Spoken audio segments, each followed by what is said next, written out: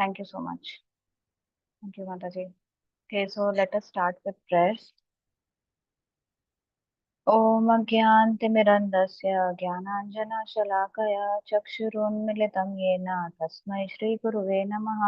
श्रीचैतन्यमनोभीष्टं स्थापितं येन भूतले स्वयं रूपः कदा मह्यं ददाति स्वपदान्तिकं। वन्देऽहं श्रीगुरो श्रीयुतापदकमलं श्रीगुरोन् वैष्णवांश्च श्रीरूपं साग्रजातं सहगणरघुनाथान्वितं तं सजीवं साद्वैतं सावधूतं परिजनासहितं कृष्णचैतन्यदेवं श्रीराधाकृष्णपादान् सहगणललिता श्रीविशाखान्वितंश्च नमो विष्णुपादाय कृष्णप्रेष्ठाय भूतले श्रीमते भक्तिवेदान्त स्वामिनिति नामिने नमस्ते सारस्वती देवी गौरवाणी प्रचारिणे निर्विशेष शून्यवादी पाश्चात्य देशतारिणे मुखं करोति वाचालं भङ्गुं लङ्घायते गिरिं यत्कृपातमहं वन्दे श्रीगुरुं दीनतारिणं परमानन्दं माधवं श्रीचैतन्य ईश्वरम्। जय श्री कृष्ण चैतन्य प्रभु नित्यानंद श्री अद्वैत गदाधर श्रीवासादि गौर भक्त वृंद हरे कृष्णा कृष्णा कृष्णा हरे हरे हरे राम राम राम हरे हरे। श्रील प्रभुपाद की जय। श्रीमद् भगवद गीता की जय। So wishing you all a very happy Krishna conscious Parivartini Ekadashi, and Vaman Dwadashi celebration is also today only. So it's a very auspicious day. We must engage ourselves in studying the scriptures, and we have got this opportunity as well. So thank you so much for joining. I welcome you all, and thank you so much for giving me this opportunity. So can we have a very quick background on what we covered in the last session? Would anyone of you like to give?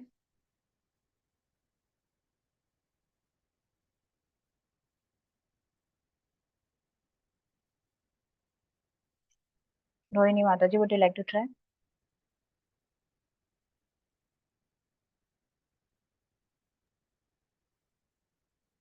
Mataji, you gave about the Krishna explaining the reasons for the first question, first reason of Arjuna on compassion only. We covered that only in depth, where you know what the soul is, and you compared it with the clothes, and why is it compared with the clothing, and about the Atma, the size of the Atma, what is uh, the size compared to that hair strand and where it is located. Basically, the specifics of Atma, and you know, and the four shlokas where Lord Krishna has said about the features, which is can't, it doesn't dry, you cannot uh, kill it, and all those qualities were discussed. You discussed that in a bit detail. Yes. I'll That try was few points, Mataji. sure, Mataji. You can also add. Thank you, Rohini Mataji. Yeah, Mataji, as Mataji said, we saw how the changing of bodies, like changing the dress, you know. And Prabhupada's quotes also we saw. In the last class specifically, I wanted to understand, like from 26 to 30, what how Krishna is trying to explain Arjuna. That From is something 22, different. right, Mataji? From 22 to 26 we saw. No, in the last class we covered 26 to 30 last Saturday. From 26, is it? Okay. One Yeah, second, I'm searching my notes.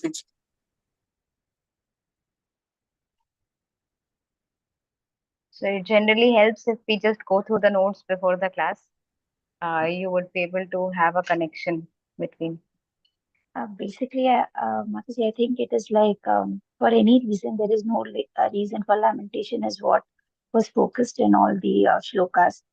Whatever be the reason, like whatever his doubts are, even if they have those doubts, there is no need for lamenting for any of them.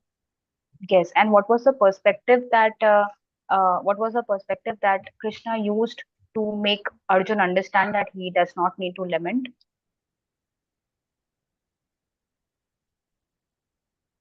You covered right, Shruti Mataji. You were very close to the points of 26 to 30. So Krishna basically tried to make Arjun understand from the atheistic point of view that if basically even if you do not believe that there is a soul and the body is all in all and the body will die, like basically once we are dead everything is gone, there is nothing remaining, then also you are not, like, you should not lament, because anyhow the body is basically made up of chemicals, and then everything is going out. So who laments for chemicals, loss of chemicals? So we gave those examples of, if the vegetable goes away in the basin, so we don't start crying.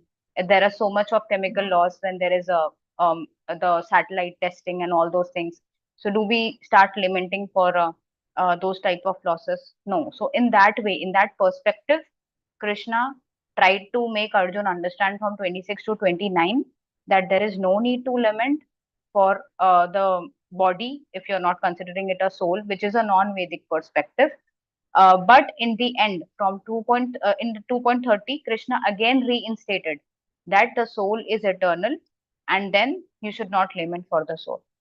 So again, he reinstated the Vedic perspective that initially you might, I was giving you the reasons of not to lament from the atheistic point of view, but at the end, what is the truth? The truth is that there is a soul.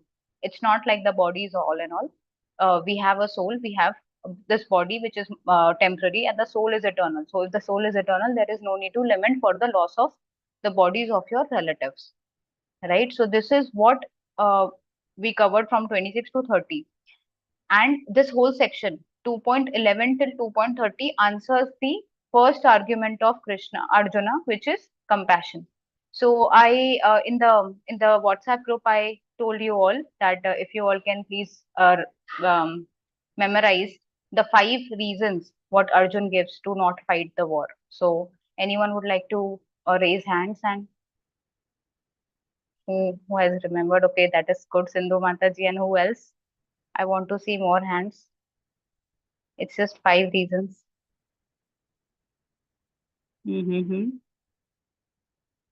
Okay. Shruti Mataji, you remember?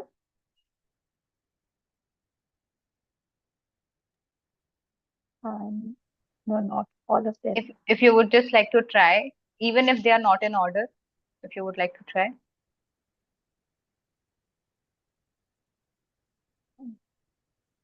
Okay, the first one that you can mention, that we just discussed. Yeah, The first one. it's compassion. Compassion, exactly. Yes. Thank you. Yes, Sindhu Mataji. Yes, Mataji.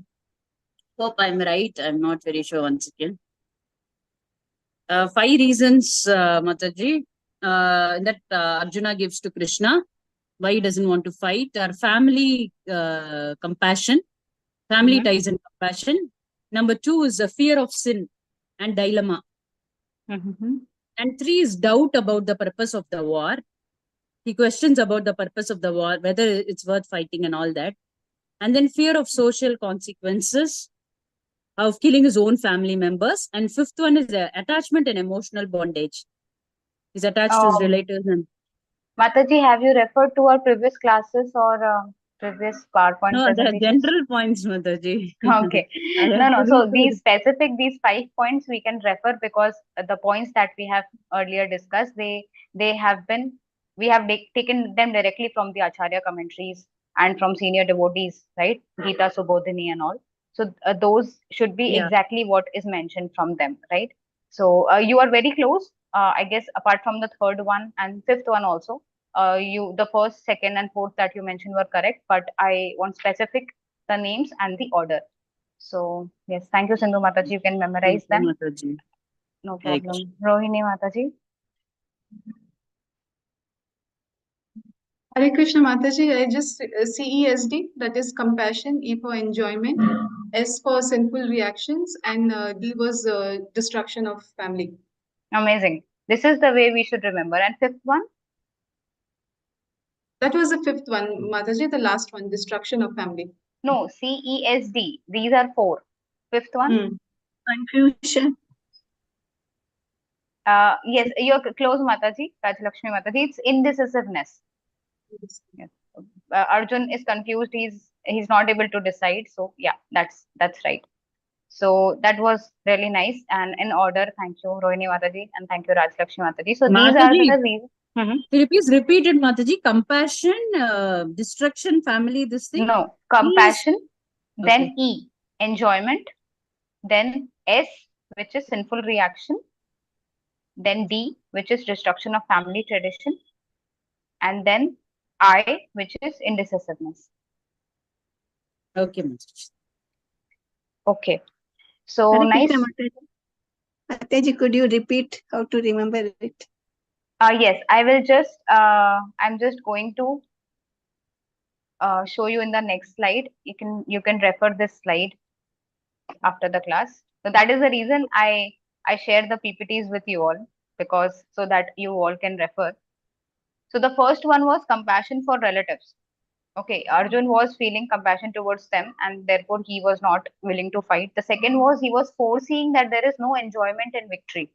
He was saying that even if I enjoy, even if I get all the three worlds in victory, still I will not, I'm not ready to fight. So this is, he was giving that I will not enjoy, I will not be able to enjoy without the relatives. So therefore he was not ready. Third one was fear of sinful reactions. So he was saying that we would incur sin by killing our own kinsmen. So this was the third one. Then destruction of family tradition and indecisiveness. So the first we have already covered from 2.11 till 2.30. The second is something which we are going to cover today from 2.31 to 37. And also the fear of sinful reaction gets defeated by Krishna in 2.33 also. So this also will get covered today. And then the others would be in the next class. So this is important because we won't be able to understand the structure of Gita if we do not remember how it started. Gita started, Krishna started speaking because Arjun stated his reasons of not fighting the war. So unless we know why Arjun got confused, why Arjun, what reasons Arjun gave to not fight the war, we won't be able to understand what Krishna is answering. Right? If you don't understand the question, how would you be able to understand the answer? So these are the questions, Arjuna's reasons, questions that he is having, and Krishna is answering them through reciting Bhagavad Gita. Right. So this is the whole purpose of we attending this class, right? So that is why it's a fundamental basis to remember these reasons and slowly try to also remember the answers. Okay. So I guess we can start. We will cover this refuting this reason of foreseeing no enjoyment and victory today. Okay. So let us begin. Okay. Sindhu Mataji, would you like to recite the words and translation? Yes, Mataji. Sure. Pranams, Hare Krishna. Text 31. Swadharmam api chavikshya Swadharmam api chaveksha navikam pitumarhashi navikampitumārhasi dharmyadi yudyat shreyonyat dharmadhiyuddhat shreyoinyat kshatriyasya na vidyate.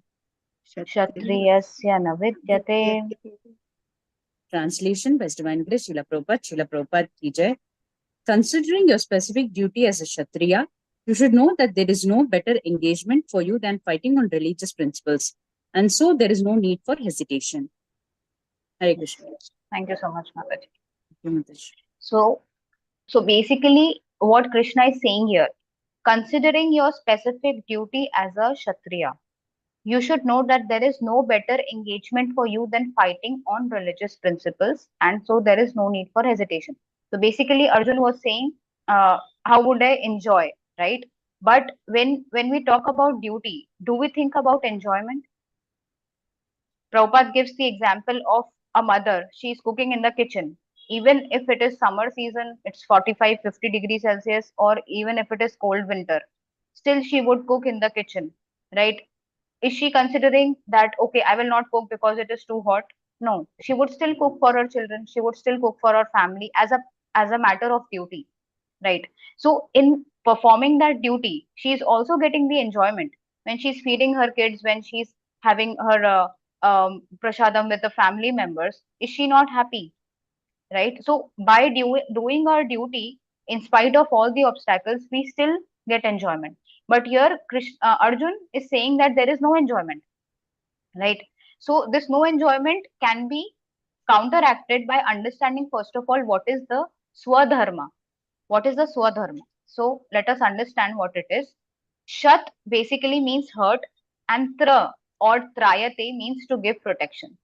So basically, a Kshatriya means one who gives protection from harm, and this basically involves the administrative class, the kings, the prime minister in our case, or like it, and it involves the police department, the defense departments, who are actually the fighters, right? So, like for example, any administrative people, they would want to have some police department, some controlling department, right? Who are actually doing the violence, but that violence is for the good of the people and to maintain the social order. So this administrative class is overall called as Kshatriya, right? So initially, the kings used to be a very good trained Kshatriyas. They used to get training in the Gurukul, and they themselves used to go and fight in the war.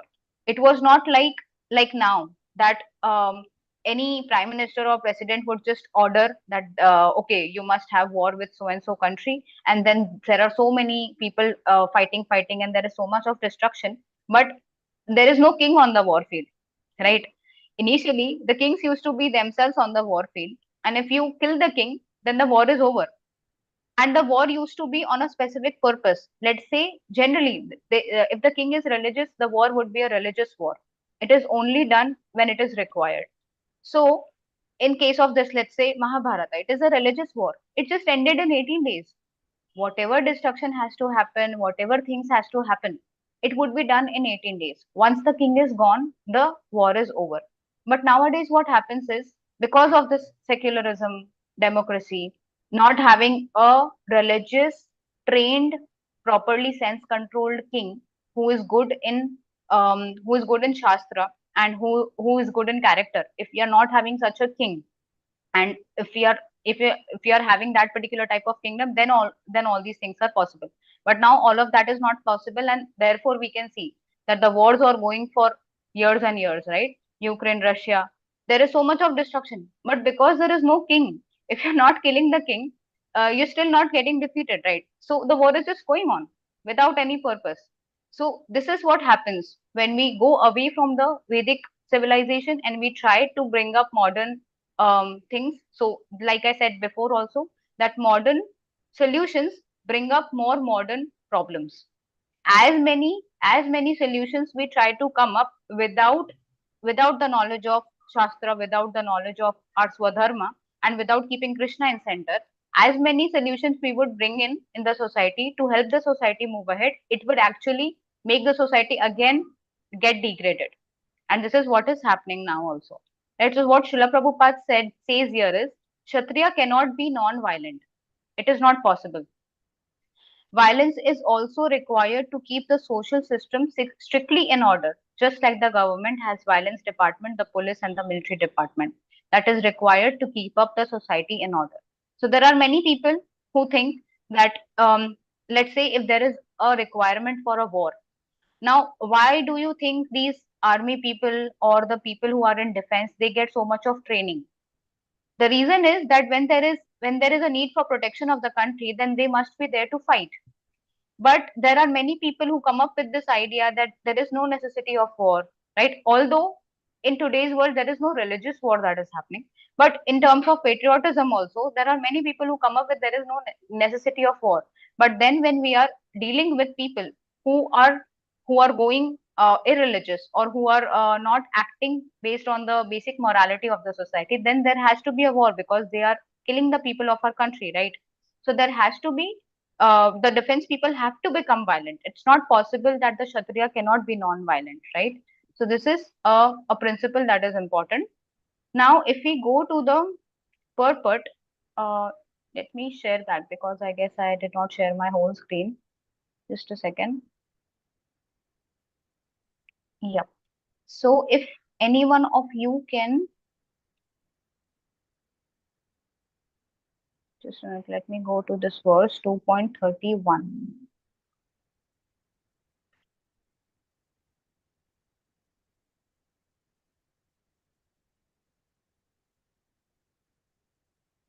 Yes. So from, yeah, any one of you would like to read? Hare Krishna. Hare Krishna, Mataji. Yes, please In the read. battlefield, a king or Kshatriya, while fighting another king, envious of him, is eligible for achieving the heavenly planets after death, as the Brahmanas also attain the heavenly planets by sacrificing animals in the sacrificial fire. Therefore, killing on the battlefield on religious principles and killing animals in the sacrificial fire are not at all considered to be acts of violence because everyone is benefited by the religious principles involved. The animal sacrifice gets a human life immediately without undergoing the gradual evolutionary process from one form to another, and the Kshatriya killed on the battlefield also attains the heavenly planets, as do the Brahmanas who attain them by offering sacrifice. Hare Krishna. Yes, thank you so much, Mataji. So this particular principle, which Prabhupada is stating in the purport, what is Prabhupada saying? That basically a Kshatriya, when he's fighting, when he's on the war field, when he's fighting, let's say if even if he gets killed in the war field, he would still achieve heavenly planets after that. Okay, so there is no loss for that Kshatriya, as well as when the just like as the Brahmanas who attain the heavenly planets by sacrificing animals. Now, someone might question that sacrificing animals is wrong. Yes, it is wrong in Kali Yuga. In Kali Yuga, it is totally not allowed. It is prohibited. But in the earlier ages, when this was allowed, so the Brahmanas, they were so powerful that when they used to chant the mantras and then when they used to perform that ceremony of sacrificing an animal, that sacrifice, once they cut the animal, that soul used to get a human form of life immediately. So just understand how important this is, because if you follow the evolutionary process, let's say if a particular soul has gone into a tree plant life, it would have to go from a grass till a small creeper till a plant, and then so many types of plants, and then a tree. It can also become a banyan tree. So many types of bodies that particular soul would have to go through in the evolutionary process, and after so many births he would get a human form of life.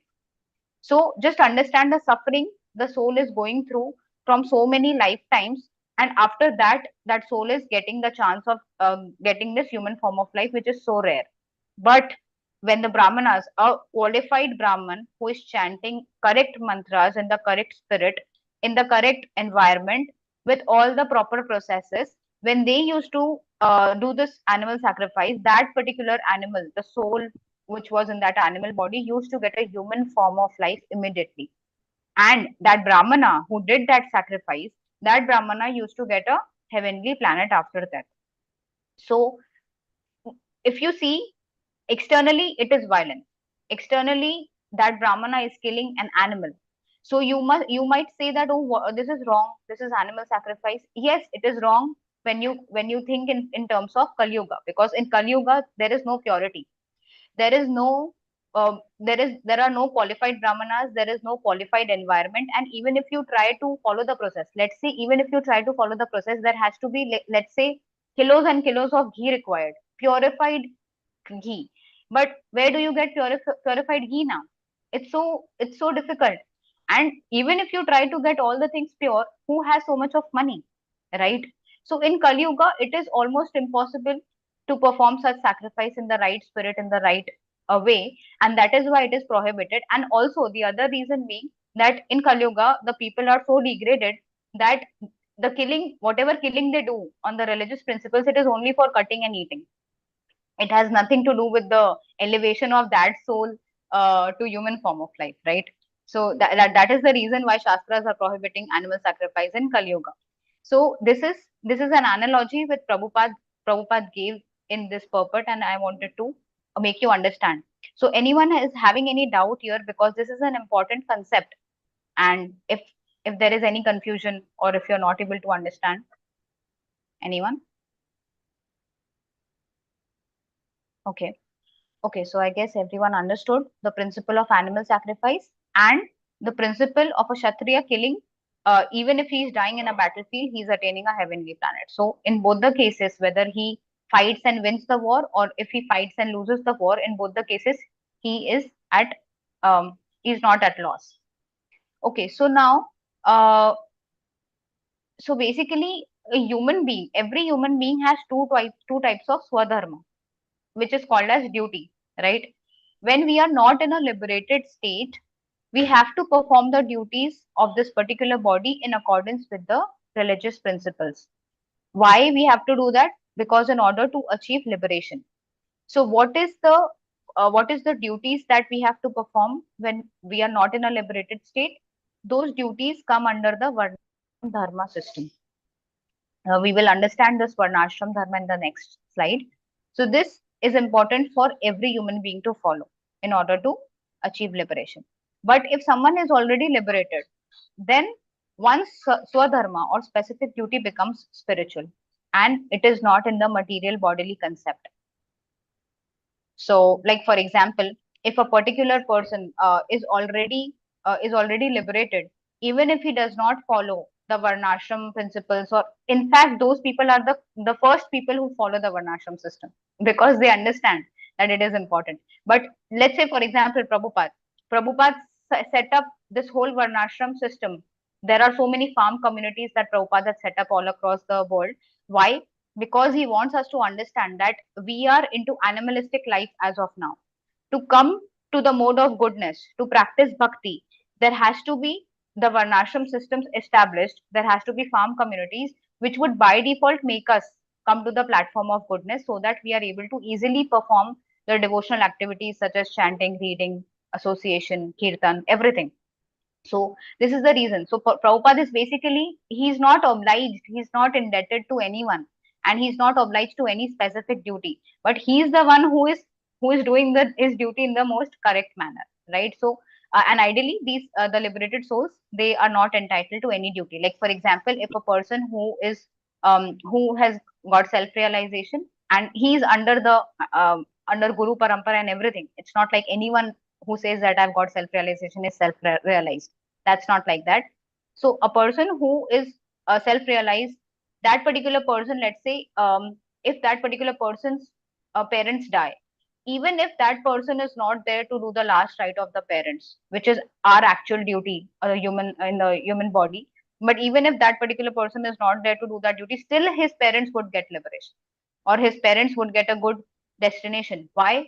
Because their son is following the bhakti process. Their son is perfectly liberated, right? So that is the case.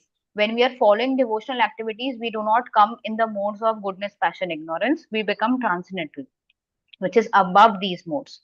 So when we are totally engaged at each moment in our life in the devotional service of the Lord, then Lord Himself takes care of us, of all our duties. So even if we are not able to perform any duty, the Lord takes care of it. So those things would come in the next chapters. We would cover them in detail. But I just gave you this example here because the Swadharma was discussed. So to understand the Varnashram system, so there are basically four types of Varna and four types of Ashram. Okay. And the human civilization begins basically from the stage of Varnashram Dharma. If we are not following the principles of Varnashram, then ideally we are basically into the animalistic life. We are just human beings with two legs and two hands. Just the way we work is different, but the whole point is the whole idea of our living is animalistic. So what are the four Varnas? The four Varnas is Brahmins, Kshatriyas, Vaishyas, and Shudras. The Brahmins are the basically the intelligent intellectual class, who are the priest who direct the society based on the Shastric principles. When Brahmins and Kshatriyas are concerned, a Kshatriya gives so much honor to Brahmana that if let's say a Brahmana comes to the door of Kshatriya, a king, that I want some donation, the king would go out of his throne, he would come down from his throne, he would offer obeisances, he would wash the feet of the Brahmana, and he would say that anything that you want is all yours, and he would even open the treasury door for him. But the Brahmins, they are so high in character that they will not take even one penny more than what they require. So that is the level of character of the Brahmins and Kshatriyas, right? And this was there already when some years ago, but now it's not there. Now it has destroyed. So Brahmins are the intellectual people who are guiding the whole society. Kshatriyas are the people who are protecting the societies, who are protecting the Vaishyas, Brahmanas, and Shudras on the principles of the Shastra, which are being taught to them through the Brahmanas only, right? And the Vaishyas are the farmer community, the mercantile community, the craftspeople. These people are basically the business class who is generating the income. Okay. And the Shudras are people who are helping the above classes in doing their duty. Okay. So I hope this classification is easily understood, and most of you might already be knowing this because generally we know this when we are part of India. Just a second. Okay. So now, this Brahman, Kshatriya, Vaishya, Shudra. Now, many people have this misunderstanding that if we are born Brahman, like if we are born in a Brahman family, then we are Brahmanas. If we are born in a Kshatriya family, then we are Kshatriyas. But Krishna himself gives this in fourth chapter that Janmana Jayate Shudra. Not in fourth chapter, in another scripture, Janmana Jayate Shudra, Samskarat Bhavate Dvija. So by default, everyone is born a Shudra. A Shudra means Shudra is not a lower class. Understand me well. We are not even, like, I'm talking about myself. If we discuss the duties of what Shudras used to do, they were perfect karma kandis. They were perfect in Shuchi. They were pure. They used to do Achman. They used to be truthful, right? All those things the Shudras used to perform. Now, if we consider it general, the way of materialistic life that we are living in, we are not even at the level of Shudras. But for understanding purpose, we are on, almost everyone is on the level of Shudras nowadays. Because what are we doing? It is based on our occupation. Guna karma vibhagasha. In fourth chapter, Krishna says guna karma vibhagasha. Guna and karma. What is our guna? So guna, you would see the basic gunas. Let's say Brahmana. He's always honest. You would find people in a crowd of people. You would find people who are very honest, who are sincere, who are determined, who are good in character, who are by default moral. These type of people come in the category of Brahmanas. Okay. Now Kshatriyas, you would find people who are a bit more violent, who are good in physical, what we can say, physical training and all. So these type of people can be trained as Kshatriyas. There would be people who are very much, we can say, business minded. They can think of ideas through which we can generate money. So they are called the Vaishyas. And there would be people who are actually serving them. Now, what is happening now? Because of the industrialization that is being promoted all over the world, everywhere we are having companies, and there are lakhs and lakhs of people who are just working in those companies. What is the purpose of the company? To serve the client. So now, as per this bifurcation that we discussed, you only tell me, you all, that to which category would someone belong to if that particular person is working in a industrialization society, or working in an industry or a company. To which category would we belong to? Yes, serving Mataji. So I think Shudra. Yes. Any other devotees? I do not see their faces, so I'm not sure whether they are hearing or not. But anyone else would like to confirm that? Is Rohini Mataji right?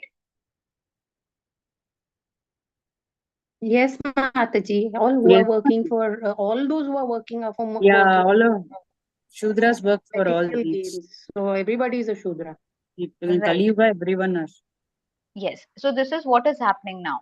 So, and this particular varna, so this basically should be decided based on the guna and karma that we are doing. And along with this, the varna is half portion of it. The second portion is the ashram. So we are entitled to fall in both of these categories. A Brahmin can also, like a Brahmin is generally a brahmachari, right? Kshatriyas they would be grahasthas as well, but after some point of time they can also enter vanaprastha, just like we have seen in so many the kings. They used to, after they have given their position and every all the duties that they used to do as king, when they give it to their son, they leave for the forest. So why they leave for the forest? To practice vanaprastha ashram. So what is in general, what, as per Vedic society, a particular child, when from 5 years of age till almost 20, 25 years of age, he's sent to Gurukul and he's given the training of a brahmachari. Why a training of brahmachari is given? Because once we get the training of brahmachari, we get the we are made to understand the Shastras well. We are given the training of being sense controlled, and we are also like we understand the real purpose of life in the first 25 years of our age, and this happens under a guru. So let's say, for example, how can a kid become sense controlled? So when he is under the direction of the guru, if the guru says that okay, you get this and then come to me, so then the disciple would go, he would get the things as asked by guru. Then the guru might say that okay, now you give the prasadam to all the other children and then you come back to me. So he will give the prasadam. Till now he has not taken any food. Then he might say that okay, now we will go somewhere else and we would do so and so duty. Then the disciple, he cannot question that why can I not have food, the other children have had their food. No, this is not allowed. And then when the guru says that now you can take the prasadam, then the child would take the prasadam. So this is one example how the child becomes sense controlled. Why it is important to give this training of sense control? Because if we are sense control, if we get this training in the beginning years of our life, then it becomes very easy to follow in the later part of your life. Now let's say this child later becomes a king because he came from this he's a Kshatriya. So he's been given the training of Kshatriya. He learns how to fight, he learns how to control his senses, everything. Now, when he goes back, then he would be able to rule the kingdom in a selfless way. Then he would know that okay, and let's say Lord Ram, when he was banished to the forest. Now, if a particular child is not given this training of being sense control, how would that particular person would survive in the forest? He cannot survive, right? So any position of your life, whether you have wealth, whether you have money and facilities, or whether you do not have, because you have been given this training, you would be able to happily, satisfactorily go through that phase of your life. So this is so important. The Gurukul training is so important. So the brahmacharya, and they are, yes, of course, the most important. Sense control also means brahmacharya. So you are being taught to not get involved in activities with the opposite gender, and you are also given that training to remain celibate. Okay. So and later after this, they are given a choice whether they want to enter grihastha ashram or they want to continue as a brahmachari. So based on that particular child's inclination, that particular child can decide that whether I want to enter grihastha life or not. So after 25 years of age comes the grihastha ashram, and in grihastha ashram you are entering and you are understanding your responsibility as a son, as a husband, everything based on like how you have to basically take care of the family in the right religious way and bring up children who are actually religious in inclination. They are not like we are having now, right? There are children who have zero inclination towards religious lifestyle. They are totally in the mode of passion and ignorance. They have no peace at all, always anxious, right? So all these type of children, they are not been born, they are not been conceived in the mode of goodness. But ideal grahastha knows how to beget children who would actually serve the society when they grow up. So that comes in the grahastha ashram. Then comes the vanaprastha. Generally, after 50 years of age, people used to leave their homes so that they develop detachment towards the family life, and they used to perform austerities in a forest, generally in ashram, so that then they can make up their mind to leave their body in right what we can say in right state of mind, so that they can achieve Krishna, or they can achieve liberation. So basically, this whole ashram system, if you see, why this has been created is to enable a human being to perfect his life. And what is the perfection of human form of life? Is to achieve Krishna, is to go back to Godhead.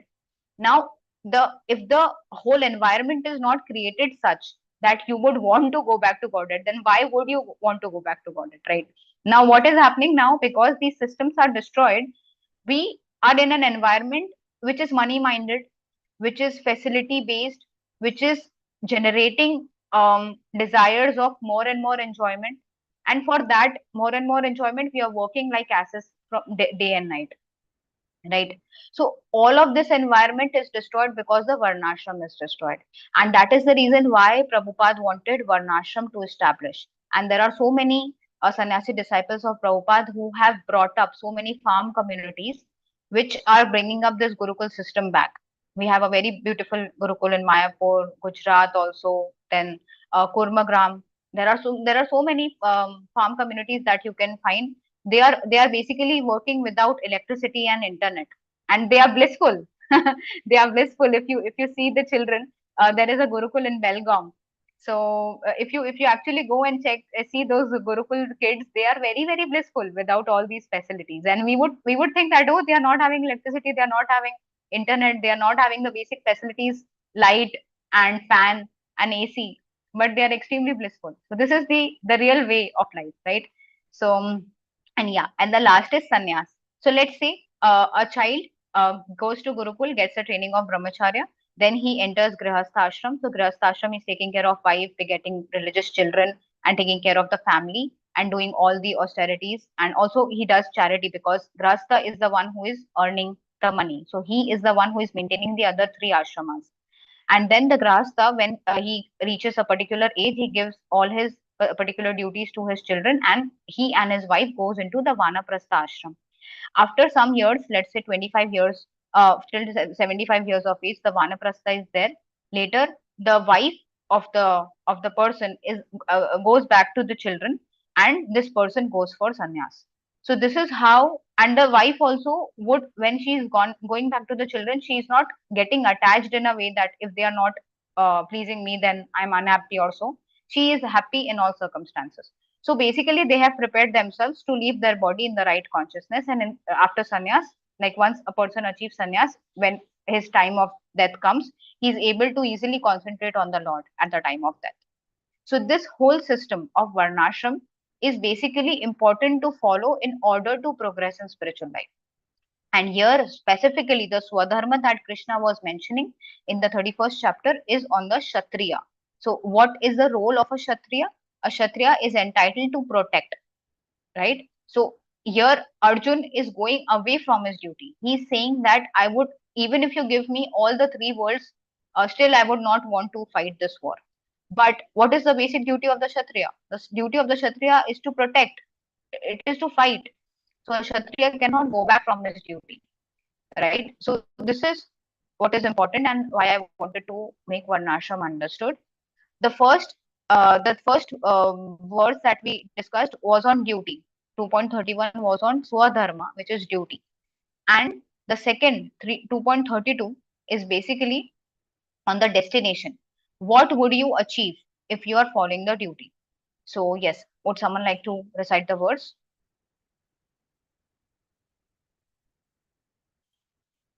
Okay. Mataji, may I? Okay, sure, Mataji. Yeah. Hare Krishna. Pranams Mataji. Hare Krishna. Yadrichaya chopapannam Yadrishchaya chopapannam Svargadvaram apavritam Swargadwaram apavritam Sukhinah kshatriya partha Sukhinah kshatriya partha labante yuddhamidrisham. labhante yuddhamidrisham. Thank you, Mataji. Hare Krishna. Thank you so much, Mataji. So, translation by Srila Prabhupada. O Partha, happy are the Kshatriyas to whom such fighting opportunities come unsought, opening for them the doors of heavenly planets. So, what would happen if you perform the duty of Kshatriya? This heavenly doors would open for you, and this fighting opportunity is coming to you how? Unsought. What a Kshatriya would feel when he gets an opportunity to fight is Sukhinaha, which Krishna mentioned in this verse. He becomes very happy. And how is this opportunity coming is Yadrishchaya Chopapannam, without any effort, without any endeavor, this opportunity is coming to Arjuna. And what is the benefit of fighting? Swargadharam apavritam. Swargadwaram apavritam. The doors of heaven open. So you see how important this is. We are getting a good destination, very better destination than what we are in right now, just by following our duty. So when Arjun stated this verse 1.31, Nacha Shreyo Nupashyami, Hatva Swajanamahave, he's saying that I do not see any good in killing my own kinsmen. Na Kangshe Vijayam Krishna, Nacha Rajyam Sukhanicha. I am not desiring any victory, any kingdom, any happiness. Right? So this is what Arjun was saying in 1.31, and this is what Krishna is defeating here. Totally he is defeating. He's saying, I do not see any good. What is the good? That he is getting the doors of heaven opened for himself. Then, by killing my own kinsman, and I do not desire any subsequent victory, kingdom, or happiness. But by default, you would get. If you win the war, you would get the royal kingdom to rule, and rule based on the religious principles. And that is also a very big happiness, because if a king is able to rule the kingdom with the right consciousness, with the right proper shastric way, then the king becomes very happy. And based on, because the king is very rightly ruling the kingdom, all the kingdom is very happy. If you see, if I'm not sure if all of you go through the Ekadashi Mahatmya, like reading and hearing the Ekadashi Mahatmya every Ekadashi or not, but if you do so, because it is very important, we must read the Ekadashi Mahatmya every Ekadashi. So all the stories that is given in the Ekadashi Mahatma, many times you would see that if there is a very big crisis in the kingdom, the king would actually go to a particular Brahmana to understand what sin did he do, so that the kingdom is suffering. If the kingdom is suffering from a famine, then the king actually goes to Brahmana to see what bad activity I might have done so that the kingdom is suffering, right? So why this used to happen? Because if the king is rightly doing his duty, by default, all the demigods would shower their blessings on the kingdom. There would be no diseases, there would be no sufferings like natural disasters. The kingdom would be really happy. There would be no fights like we generally have now. So this is so important principle, that this is so important because why this the king and the kingdom system was so important to follow, because all this varnashram could be followed in that only. It cannot be followed in democracy. So now, when Arjun says that I do not desire a kingdom, but then you will get enjoyment when you rule the kingdom in the right manner, and the kingdom and all the people are happy. You by default get enjoyment, right? So even if Arjun wins the war and rules the kingdom, he would be happy, and even if he loses the war, no problem. He would anyhow going to attain heaven, right? So this whole argument of Arjun of 1.31 is destroyed through this 2.32. Everyone understood how this is getting destroyed?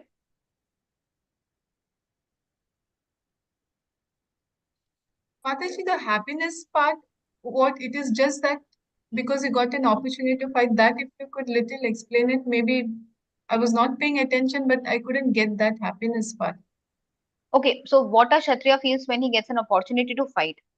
This one you're saying? Or this one? Yeah. How is that related to this shloka? This 1.31 happiness you're saying, right? Yes. Yes. So basically, what Arjun is saying, that I do not see how any good can come from killing my own kinsman in the battle, nor can I, my dear Krishna, desire any subsequent victory, kingdom, or happiness. So what Arjun is saying, basically, he is not desiring for a kingdom, right? And he is not desiring for victory. So by default, all the happiness that you get from for ruling that kingdom, that also he is not desiring. And this whole purpose of enjoyment, that I do not see any good that can come from killing. So what he's saying, that nothing is going to happen good if I kill my own kinsman, right? This much you understood, that Arjun is saying that there is nothing good that is going to happen. Let's say if the war happens and if I kill all these people, then I would be very sad, and there is no good. The kingdom would be unhappy, I would be unhappy, everything would be, there is no good. Basically, this is what Arjun is saying. What Krishna is saying, that if you are performing your duty, and what will happen, the doors of heaven will open if you are getting defeated and if you're losing your life in the battlefield. So the doors of heaven are being open. It's not like just for Arjun, it is for all the people on the battlefield. So even if Bhishma, Drona, those things would come in the next verses, even if Bhishma, Drona are also getting killed, even they are getting heavenly bodies, they are going to heaven. So what, this is a better good. In fact, if you say after the battle, what good is coming from the battle, this is the good that is coming from the battle. That if you are winning, you are ruling the kingdom in the best possible way. This will give you enjoyment, right? And if you are losing, you are going to heaven. That is going to give you enjoyment. So where is the point of not getting enjoyment or happiness, right?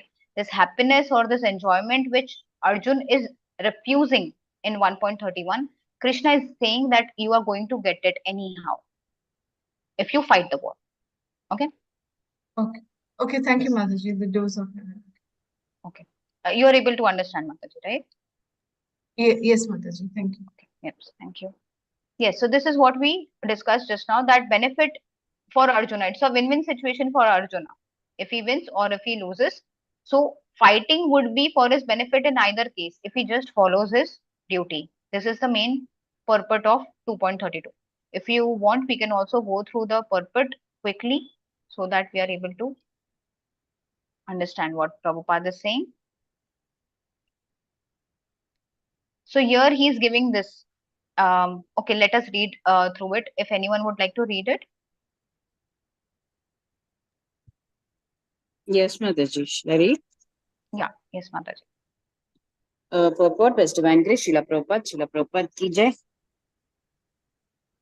As supreme teacher of the world, Lord Krishna condemns the attitude of Arjuna, who said, I do not find any good in this fighting.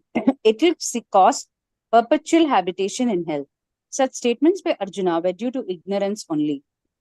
He wanted to become non-violent in the discharge of a specific duty. For a Kshatriya to be in the battlefield and to become non-violent in the philosophy of fools.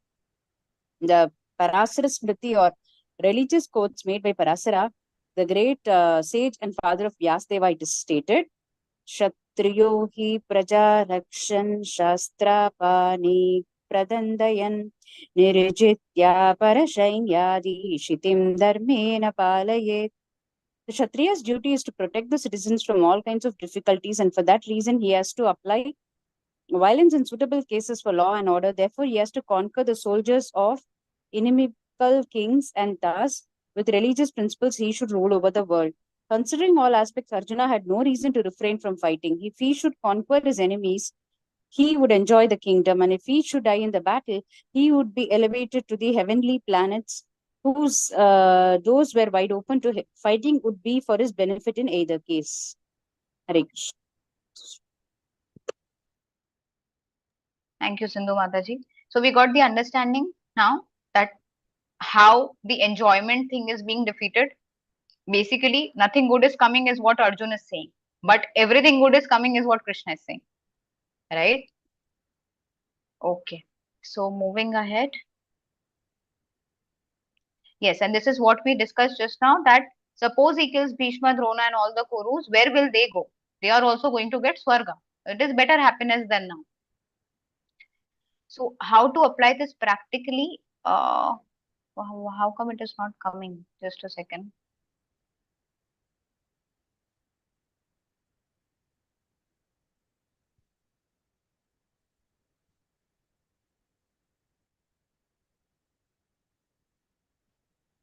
Achha, okay, that's just one line. Sorry. Yeah. So basically, how can we apply this particular words practically is that when we execute dharma, we are always in a win-win situation. We must have heard about dharmo rakshati rakshitaha. So if we are following the religious principles properly, and if we are able to execute our swadharma, what is the swadharma of us? It is Jivera Swarupoy Krishnara Nitya Das. So basically, we have to perform all our devotional activities, and even if we are not able to perfect our life in this lifetime itself, it is still not a loss. We will get this verse Neha Bhikramana Shosti Pratyavayo na Vidyate Swalpam api asya dharmasya.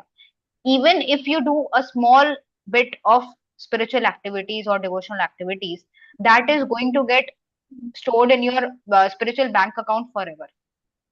Next life, you would already know those things. It would be you would be easily able to catch it. If someone has done a lot of devotional activities but he was not able to perfect, next time they get the opportunity of getting born in a family of devotees. They get born in a very good family, aristocratic family. They are like either Brahmana family. All these type of benefits we get, and there from the childhood we are given the opportunity to learn the shastras, and whatever remaining spiritual account was there, that can be completed. So even if we are executing dharma, we do not see any good at this point of time. We see that okay, I am getting diseases or I am getting so many other problems in my life. Before spiritual life, I was really happy. Now, after coming to spiritual life, I started getting problems. But then you have to understand you are in a win-win situation at all point of time. At this point of time, you might not be able to understand, but definitely from the point of eternality, you're going closer to completing your account and going back to Krishna. So I guess it took more discussion time today as expected, and it is already 3 minutes remaining to 5. We could not cover much verses. So if anyone is having any doubt, we can take that based on what we discussed today, 2.31 and 32, or any other previous verses also.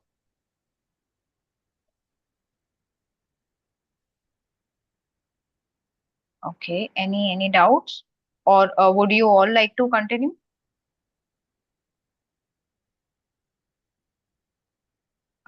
If you can raise hands if you're fine with continuing the class for, let's say, one more verse. Yes, Mataji, please continue. Okay, Nandita Yes, Mataji, ma'am. Shruti Mataji, Rohini Mataji, Sindhu Mataji. Yes. Others, Dinesh Prabhuji, Vrishbhanu Mataji, Kavita Mataji, Vijay Mataji, and Rajlakshmi Mataji. Is it fine for you? Okay, Mataji, no problem. Okay. Yes, Mataji. Okay, Mother. Okay, Mother. Thank you for confirming. Yes, yes. Okay, so let us move ahead. So 2.33 is sin. The first one, 2.31, was on what, if someone remembers? 2.31, it was Duty. duty. Yes. Duty. 2.31 was duty. 2.32 was, On destination. yes, on destination. So after doing our duty, what destination we are getting. And 2.33 is on sin. So as we discussed in the initial slide, right, that the fear of sinful reaction, that Arjun, the third reason that Arjun gave. So one portion when Krishna refutes it, it is in 2.33. So let us go through this verse, how Krishna is refuting this fear of sinful reaction. Atha chetvam imam dharmyam तथा चेत्त्वमिदं धर्म्यं Dharmyam sangramam na karishyasi सङ्ग्रामं न Sangramam na करिष्यसि karishyasi तथा स्वधर्मम कीर्तिम च तथा स्वधर्मं कीर्तिं च Swadharmam kirtim cha हित्वा पापम अवाप्स्यसि. हित्वा पापं वाप्स्यसि So what Srila Prabhupada is giving the translation, if however you do not fight this religious war, then you will certainly incur sins for neglecting your duties and thus lose your reputation as a fighter. So what Krishna is saying, if you do not want, what Arjun was saying initially, that I would not want to fight the war because I would get sinful reaction, right? Why I would get sinful reaction? Because I would be killing my own kinsman. This we discussed in detail in the first chapter, right? So exactly opposite is what Krishna is telling him, that if you do not fight the war, then you would incur sins. Arjun is saying, if I fight the war, I will incur sins. Krishna is saying, if you do not fight this religious war, then you would incur sins and you would also lose your reputation. So how that happens is, so this we discussed, right? That sin will overcome us if we slay such aggressors, is what Arjun stated in 1.36. And Krishna is stating that Arjun will incur sins by not fighting, exactly opposite to his proposal. So now Arjun is basically a great fighter. He was famous for his strength, his skills, his character, many things.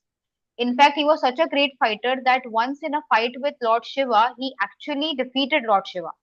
Lord Shiva and Parvati were in the forest, they were in a disguise. And then when they had a fight with Arjuna, Arjun was able to actually defeat Lord Shiva. So now you understand, someone who is able to defeat Lord Shiva in battle. Then Lord Shiva became happy with the skills of Arjuna, and he awarded him with Pashupatya Astra. Similarly, he got different rewards from different demigods. He got different rewards from Indra, who is also considered his father, and he has also got different shastra and ashtra from different demigods. Why? Because he was a great warrior. This is the biggest reason.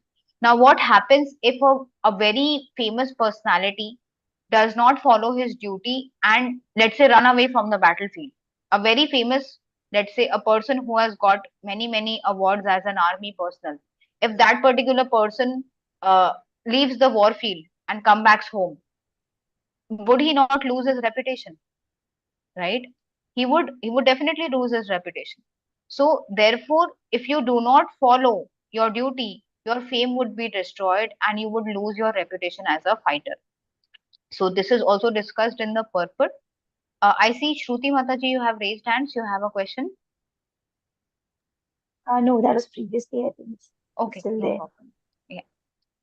Okay. So here what Prabhupada is saying, yeah, Shruti Mataji, would you like to read this? Yeah. Okay, thank you. Arjuna was a famous fighter, and he attained fame by fighting many great demigods, including even Lord Shiva. After fighting and defeating Lord Shiva in the dress of a hunter, Arjuna pleased the Lord and received as a reward a weapon called Pashupatra Astra. Everyone knew that he was a great warrior. Even Dronacharya gave him benediction and awarded him the special weapon by which he could kill even his teacher. So he was credited with so many military certificates from many authorities, including his adopted father Indra, the heavenly king. But if he abandoned the battle, he would not only neglect his specific duty as a Kshatriya, but he would lose all his fame and good name and thus prepare his royal road to hell. In other words, he would go to hell not by fighting, but by withdrawing from battle. Yes, thank you so much, Mataji. So we understood, right? Now, one question I have in between. Here it is written, even Dronacharya gave him benediction um, and awarded him the special weapon by which he could kill even his teacher. Who was the teacher of Arjuna? Dronacharya. Yes. So you see, such a big award, such a big benediction, his own teacher has given. That even you can kill your own teacher by this special weapon. So, and Dronacharya was, he was an amazing warrior. It was very difficult to combat with Dronacharya and Bhishma in the war field. In fact, Duryodhan was very confident for his victory because of these two generals, Dronacharya and Bhishma Dev. He knew because they are almost indefeatable. So, Arjun was such a great warrior that his own teacher has given him this special weapon, right? And then Indra also gave him many rewards. So these are the qualifications of Arjuna, and a person of such high qualifications, of such high fame, he is extremely famous, and such a person, if that particular person does not follow his duty, it brings in a lot of infamy, a lot of criticism from people in general for him. This we see in general case also. What would happen if, let's say, Prime Minister Narendra Modi would not follow his duty and he would just go on vacation and keep enjoying? What will happen, right? If he's not doing his duty of um, being a prime minister and protecting the whole country and administrating the whole administration of the country, then he would be criticized. So, and he would be criticized very badly. So this is what happens when a very famous personality does not follow the duty, and this is what Krishna is telling Arjuna, that if you leave the battlefield, you would lose all your reputation, right? So let us go back to the slide once. Yes. So how can we apply this particular principle in our own life? How do we apply it practically? So what we see in Kali Yuga, it is very natural to commit sins. In fact, if we are not performing our duties of devotional activities properly, we are naturally, without any endeavor, committing sins, right? Like, for example, um, as per Shastra, we must wake up before the sunrise. We must not sleep even a minute after the sunrise, right? Now, if we are following the devotional practices of chanting in the morning, we would by default get up early, try to chant in the Brahma Muhurta. At least not starting from 4:30, at least people try to get up before sunrise and start chanting, right? So, by default, what is happening? By default, naturally, without endeavor, what is happening? They are committing sin, because as per Shastra, if you are waking up later than sunrise, then you're committing a sin. You are also entitled to many diseases if you're waking up after sunrise. So this is just one example. If you actually go through many rules in the Shastra, you would see at every moment we are committing sin if we are not engaged in the service of the Lord, in the service of the devotees, and in performing our devotional activities. So what is happening naturally? It's like a river, and we are going upstream a river when we are performing these devotional activities. So this duty of going upstream the river, it is so important that we become focused in that, because if we are not doing that, then naturally we would go with the river's flow, right? Without even endeavoring, we would not have to swim down the river. In fact, we would have to make the endeavor to swim up the river. So this is somehow we must become convinced, yena kena prakarena, in any way possible, somehow or the other, we must engage ourselves in performing these activities of chanting, reading, hearing in our leisure time. We can just put in our earplugs and start hearing a lecture, right? If we are having some free time, we can do some kirtan.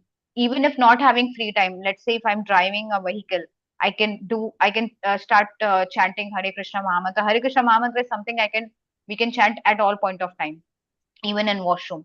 So there is no rules and regulations, but and there is so much of benefit.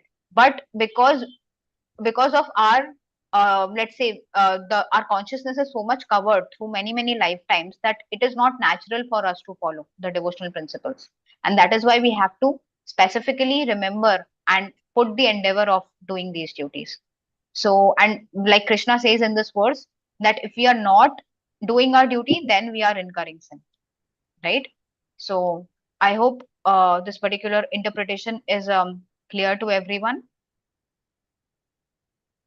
Yes, Mataji. Yes. Any other doubts anyone is having?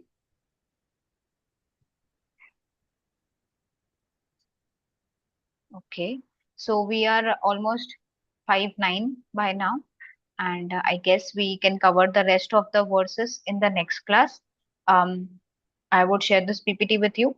Basically, if I just tell you in brief, from 2.33 till 37, Krishna is telling how this sin is coming on Arjuna, like how what all will happen if he does not follow his duty.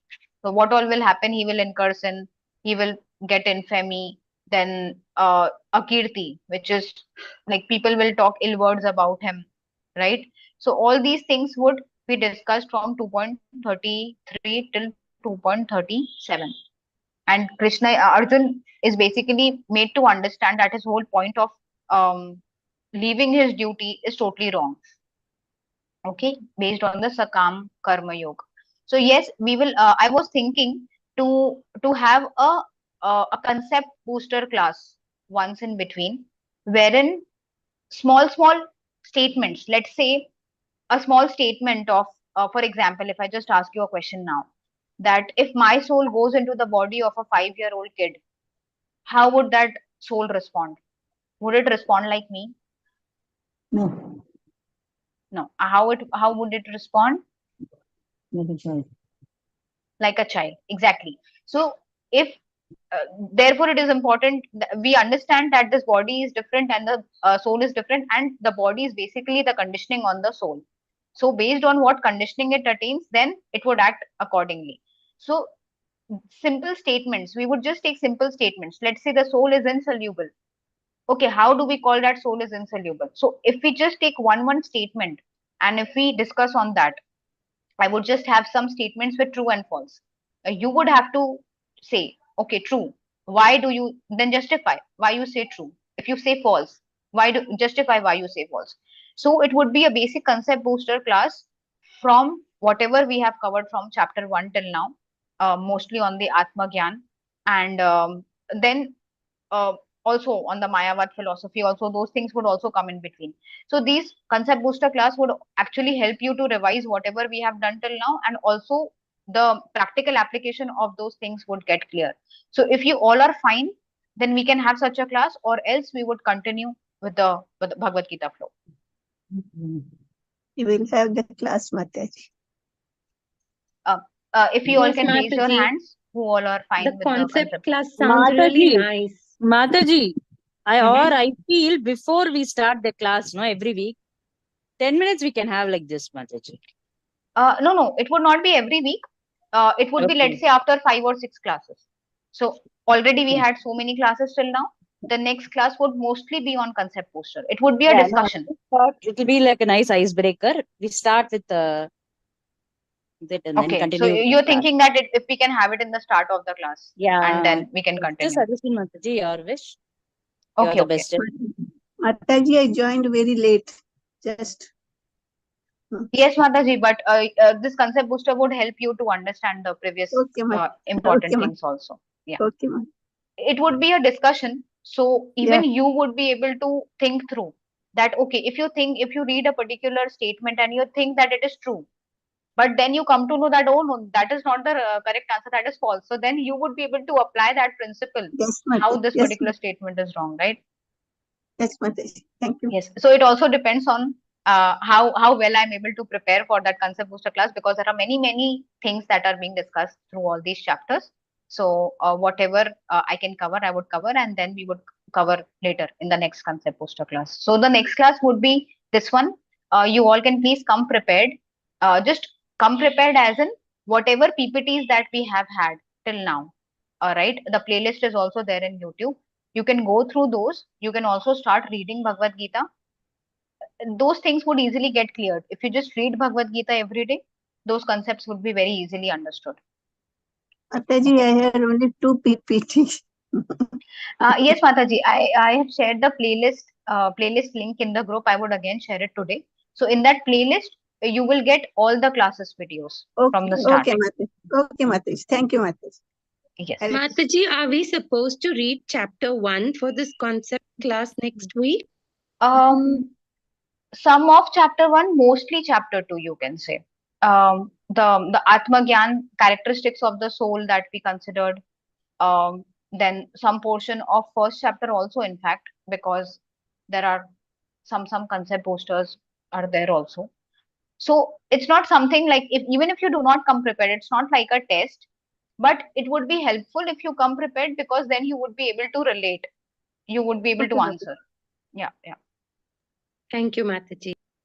Okay. Thank you so much.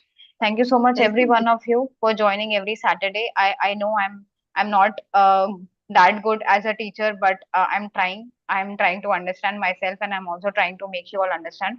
So if there is any imperfections, any corrections that are needed, just please bless me that I am able to understand properly, and I'm able to deliver it to you in a better way from the next class. And please keep your blessings on me. Please pray for me. Whatever I'm speaking, even I should be able to follow. And thank you so much for the seva opportunity. Thank you so much. Vancha kalpatarubhyascha kripa sindhubhya cha patitanam pavanebhyo vaishnavebhyo namo namah. Ananta Koti Vaishnav Vrinda ki jai. Srila Prabhupada ki jai. Thank you, Bhagavad Mataji. Gita ki Hare jai. Krishna. Thank you, Mataji. Thank you so much. Thank you so much, everyone. Hare Krishna.